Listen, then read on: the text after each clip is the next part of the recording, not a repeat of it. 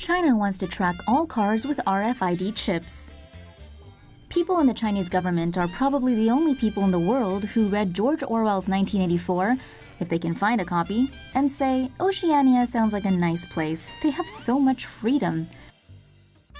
The Chinese Communist Party is planning to track all new cars using RFID chips in a voluntary program that begins on July 1st. That will become mandatory by 2019. According to the Wall Street Journal, China's Ministry of Public Security and the ministry's Traffic Management Research Institute is working on the new tracking system. Chinese officials claim that windshield RFID chips will help the government study and improve congestion, thereby reducing pollution. Officials claim another goal is to help combat the rise of vehicular terrorist attacks. So basically, this is just another surveillance program to keep China's 1.3 billion bees buzzing in perfect oblivious harmony and has nothing to do with cutting down pollution. The system will not be able to locate a car like GPS, and it's unclear how much citizen information will be stored on the chips beyond car color and license plate. Maybe China should just start implanting tracking devices into all of its citizens. The craziest air pollution protection masks people wear in China. Air quality and pollution levels have gotten so bad in Beijing that the government has issued a red alert for the first time, warning people to stay inside with their air purifiers or face one of the smoggiest polluted atmospheric conditions on Earth. China's pursuing an ambitious plan to create an omnipresent video surveillance network. The Shuiliang or Sharp Eyes project aims to extend and integrate video surveillance from cities into villages and from roads into residential compounds. It aims to use artificial intelligence, big data, and deep learning to analyze this mountain of video evidence, to work out who's doing what, where, and when, to track suspects and the people they associate with, and even to predict crime. In November, I visited 3 tech companies in the cities of Beijing and Chongqing to see how China plans to make the communist slogan, "The masses have sharp eyes," into a reality. Here are a few of the ideas that the tech companies showcased. These cameras are looking at a road junction, and they're identifying everything that's passing through. They're looking at cars, reading the number plates, and they're looking at pedestrians, classifying pedestrians according to their age, their gender, what kind of clothes they're wearing, even what kind of hairstyles they have. This software analyzes crowds. It's producing a heat map of where people are massing together, the sort of thing you might use to prevent overcrowding. You can also see that it's also able to track individuals through the crowd. So if you're looking for a suspect, this is the kind of software you might want to use. Here we can see 2 cameras picking faces out of the crowd, comparing those faces to a national database of suspects, of wanted men and women. The police then look at the matches that are flagged and see whether they think that's someone they're looking for. They can then swoop in to potentially arrest or question the person that the cameras have identified.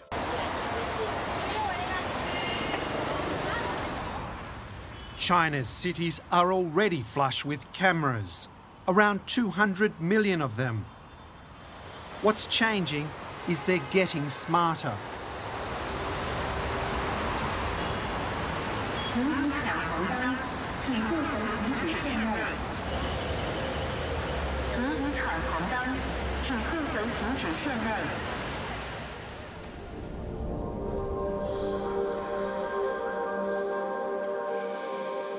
China is positioning itself to lead the world in artificial intelligence.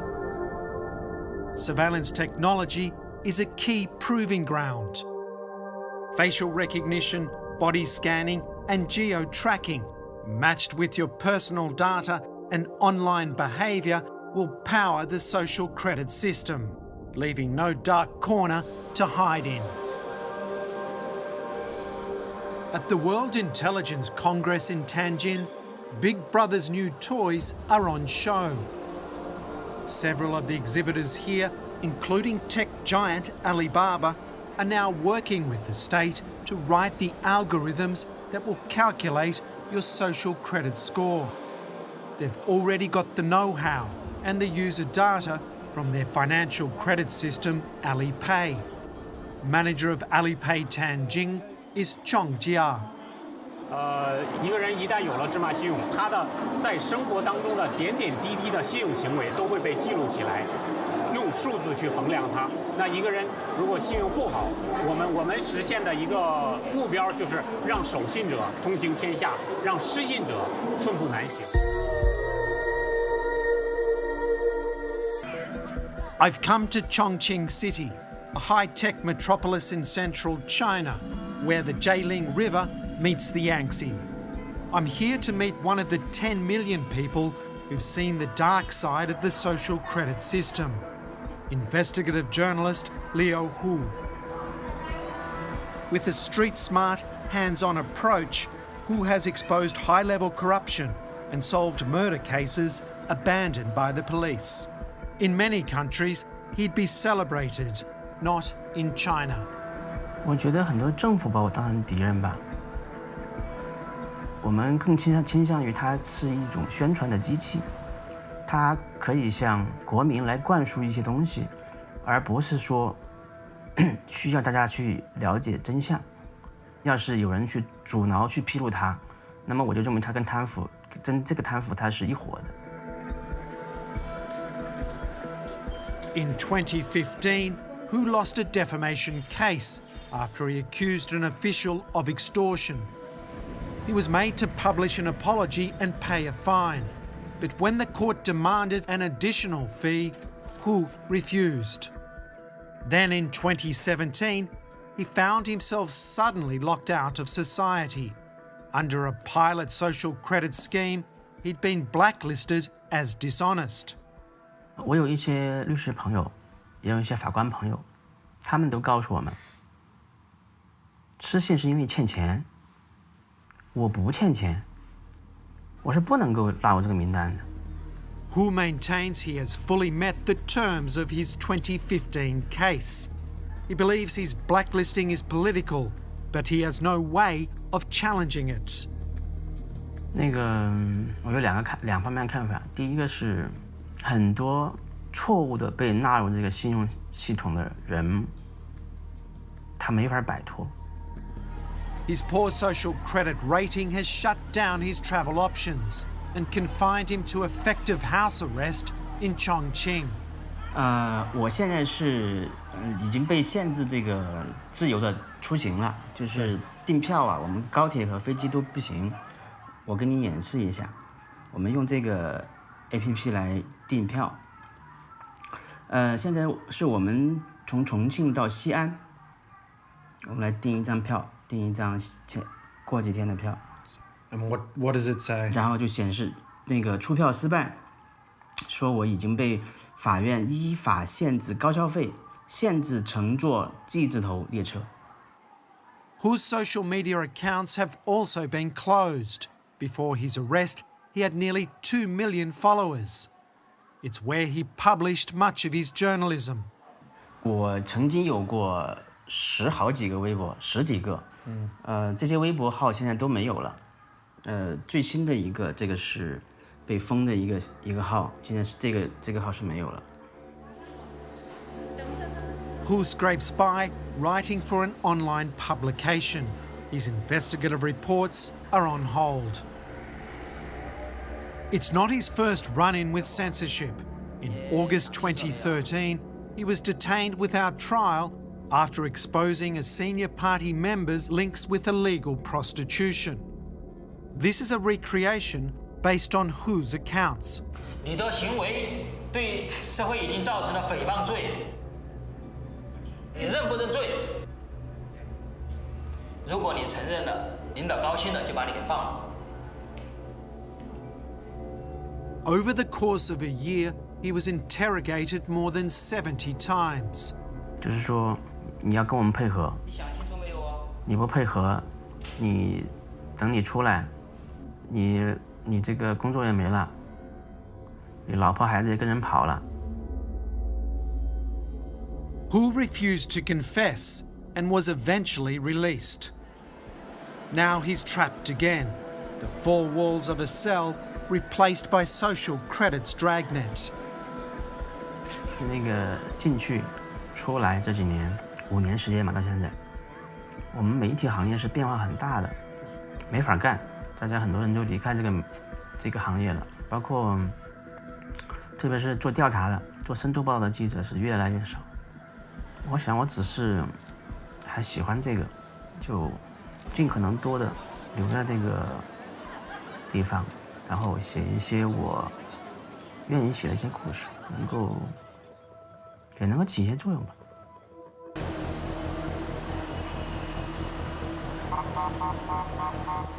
Bu nazorat sistemasi 2016 yılı yıl ahırı kelgende shuningdan keyin biz burun ko'rib boqmagan, anglab boqmagan, hech qanday bizlarga tajriba qilib boqmagan kuzatish sistemalari, nazorat sistemalari orqadan paydo bo'ldi. Tahir Hamid is a Uyghur filmmaker and poet from the Xinjiang city of Kashgar. He can talk about the situation there because he managed to escape with his family to the US, where they've applied for political asylum. He made the decision to flee last year. 5-ci ay bo'lsa kerak, bizga saqchi punktdan telefon qildi. Kelsanglar deb bo'ldi deb biz saqchi punktiga bordik. Saqchi punktiga borgandan keyin bizni bir saqchi punktniki yer osti uyiga boshlab kirdi. Bu yer osti uyi odatda so'roq qilingan uy. Mayindagi ishxonalarda zanjirlar isig'liq, biz yo'lbos o'rindiq deydigan jinoyatchilarni qo'lini bog'lab qo'yib o'tirib, so'roq qiladigan o'rindiqlar, temir o'rindiqlar bor. Biz uning ichiga kirdik, kirgandan keyin taxminan bu yerda bir 20-30 odam bor. Hammasi Uyg'ur ularniki. Birinchi qadamda bizga navbat kelgan chog'da ayolimlashganlarniki qon oldi. Ikkinchi qadamda bizning ovozimizni oldi. Uchinchi bosqichda bizningki barmoq izimizni oldi. Demak, buni tugatib bo'lgandan keyin, anadan keyin 4-chi qadamda bizningki yuzimizni suratga oldi.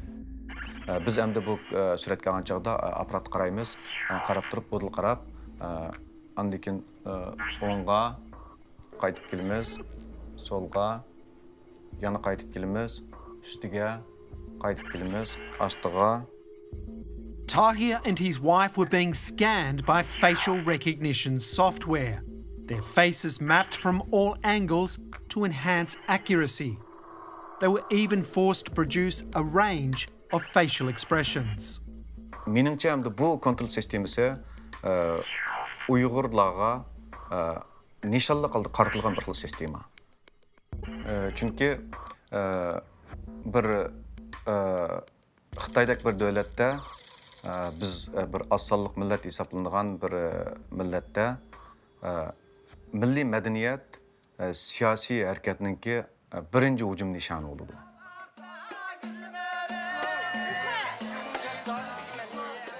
Inside Kashgar, it's almost impossible to report independently. Government officials do their best to conceal any sign of the oppression Tahir describes. Look closer and the cracks appear. The party-approved vision of this city is a facade. Kashgar's historic old town has been demolished and just one section rebuilt as a sort of Uyghur theme park for Chinese tourists.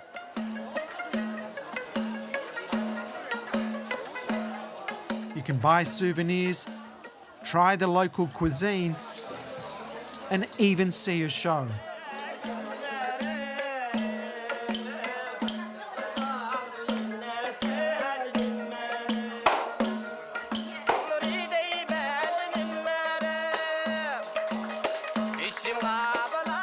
But there's tension in the air. The locals can't speak with us. Armed guards and cameras keep a watchful eye, and Chinese flags claim the rooftops, even the dome of the mosque. So it's quite difficult to film here. We've got about 6 miners with us the whole time. They're telling us what we can film, what we can't do. Sometimes they delete our material. On top of that, we've got about another 8 to 10 security guards that further restrict our movements.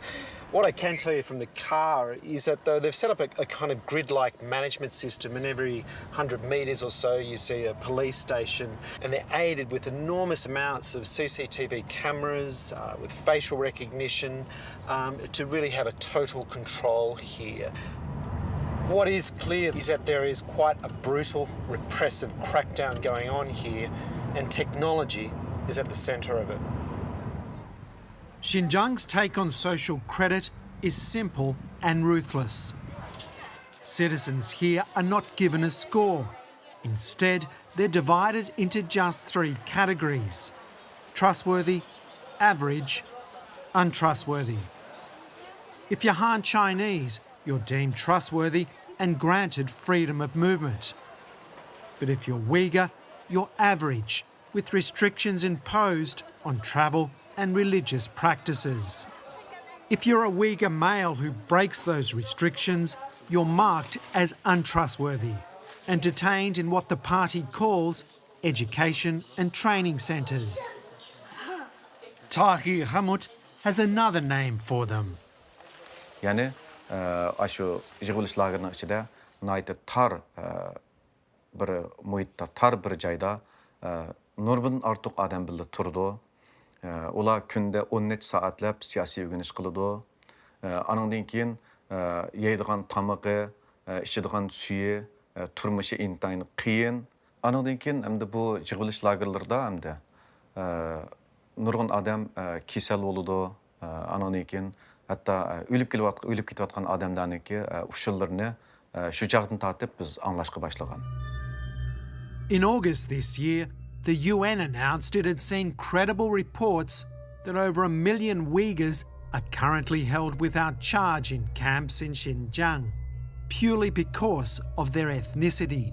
The Chinese government rejects the claim, insisting it only detains convicted terrorists. Tahir's personal experience tells a different story.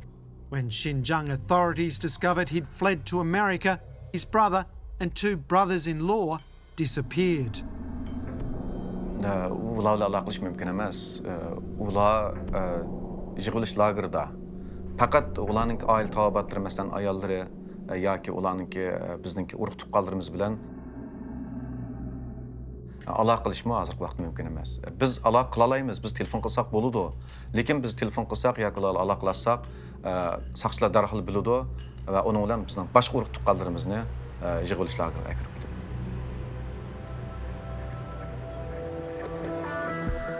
Back in Chongqing, journalist Liu Hu worries for his family too. His blacklisting on social credit has cast a shadow on those closest to him. Xia Xianhu is an old journalist colleague. 因为至少到目前为止我还没有进入黑名单，但是我觉得如果说这个事情是这样子的话，就有可能跟那个封建社会的连坐有点相似了，就是一人犯法，然后周边人全部都被牵连，那样子的话可能就不是建立信用体系了，这个可能就是一种政治上的一种极端主义，这个我肯定不赞成的。Like Tahir, Hu is risking the welfare of his friends and family to alert the world to China's experiment in high-tech social engineering. He says people don't fully comprehend what's to come, a digital totalitarian state where algorithms decide your fate and nothing can be questioned. 我觉得这是错的，这个是跟世界的潮流是背道而驰的。这个我们常常说要学习西方，一到这个限制政府权力的时候就不学了。这个是，包括这2天不是我们要降关税吗？汽车关税啊什么的，然后就说我们是自主的。China planning on going full Big Brother in 2020. China is nothing if not innovative when it comes to finding ways to exert control over their people, and it looks like they're rolling out an entirely new way to spy on the public. Beijing plans to launch its social credit system nationwide by 2020 to rate the trustworthiness of 1.3 billion people by assigning each individual a score. The system will take things into account such as credit history, contract obligation fulfillment, personal characteristics, behavior and preferences, and interpersonal relationships to calculate a score. Once the system becomes mandatory, people with low scores could be punished with slower internet speeds, be denied access to certain restaurants, nightclubs, or golf courses, and restricted from traveling. Scores will also affect an individual's rental applications, ability to secure insurance or a loan, as well as Social Security benefits. Only one question remains: why aren't you in China right now?